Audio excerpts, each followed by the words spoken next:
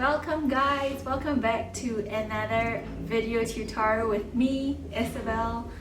So if you guys are new here, I'm just gonna briefly introduce myself. I am mostly known for my travel blog, Belle Around the World, which I have been running since 2015. And I'm now at a stage where I'm able to run it full-time and be a full-time traveler. So right now I'm in beautiful Cusco, although it's the rainy season. But the sun is shining and it's a good time to do videos. So anyway, it's been such an incredible journey that I've decided to really put out more blogging tutorials and to really share my mission of blogging and living an independent and more freedom-based lifestyle with you guys, and to show you that blogging as a full-time career is actually possible. So today we are going to cover the topic of writer's block. I have spoken with a bunch of people, a bunch of content creators, and one struggle that they come up with quite a number of times is that they don't know what to write about, and they don't know how to serve quality articles, and they don't know what the best keywords to use are. And so this stops them from actually blogging. And as you know, consistent content is really important.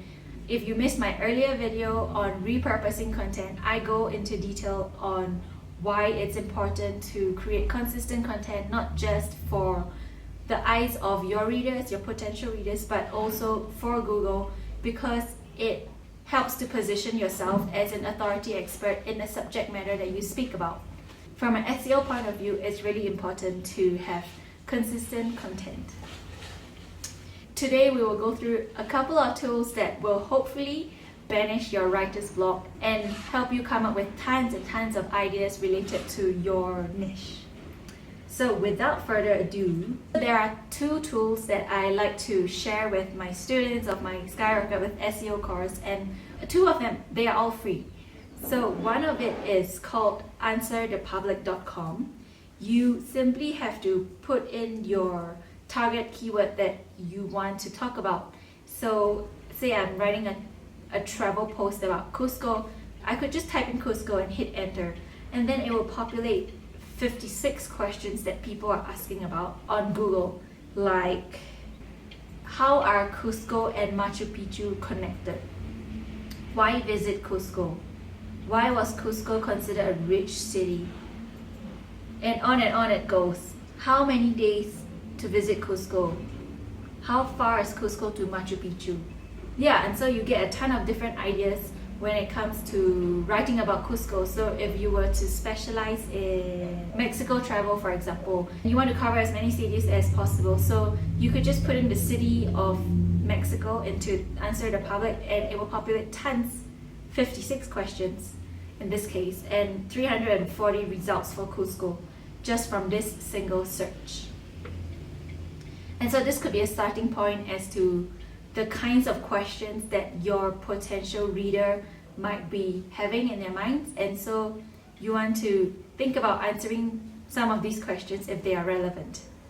The second tool that I like to go on is Google Trends, trends.google.com. So you could actually just search the topic that you want to talk about, and then it shows you if it is trending, if there are related topics to it.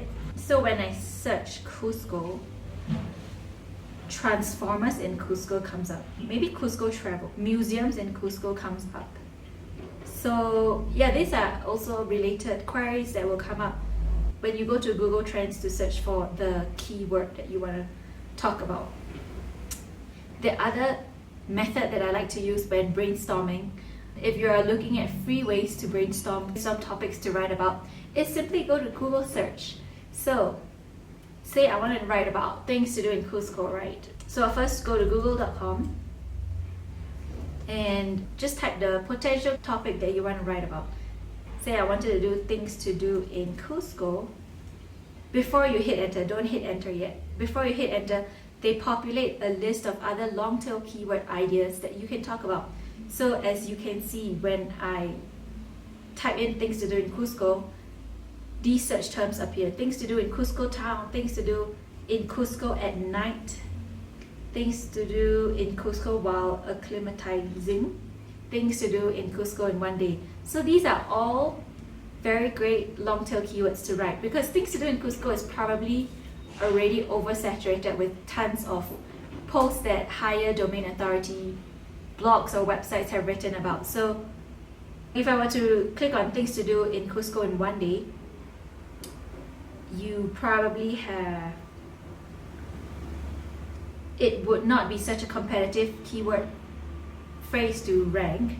Also, I would look at this featured snippet called People Also Ask, because Google's very smart in that they know that people who are searching things to do in Cusco in one day are also asking the questions, how do I spend a day in Cusco? How long do I need in Cusco? What can you do in Cusco for free? What is there to do in Cusco besides Machu Picchu? And so I would pull all these ideas together, and if I were to write a blog post about things to do in Cusco in one day, I would also cover and answer these questions that are shown in this featured snippet People Also Ask. And if I scroll all the way down, right to the very end, you can also find searches related to Cusco, such as unique things to do in Cusco, San Blas Cusco, things to do in Cusco at night. So these are all different ideas. And if you're looking for a free way to brainstorm ideas related to that core topic, it's great to go on Google search just to play around and look at the featured snippets and the different suggestions that Google pull up for you.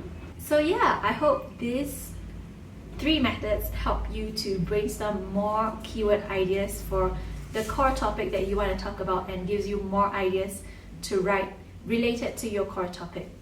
I have a section totally dedicated to brainstorming new topics in my Skyrocket with SEO course.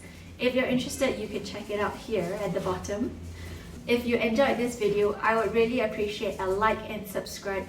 You can even hit the notifications button at the bottom to be notified when the next blogging tip video comes up.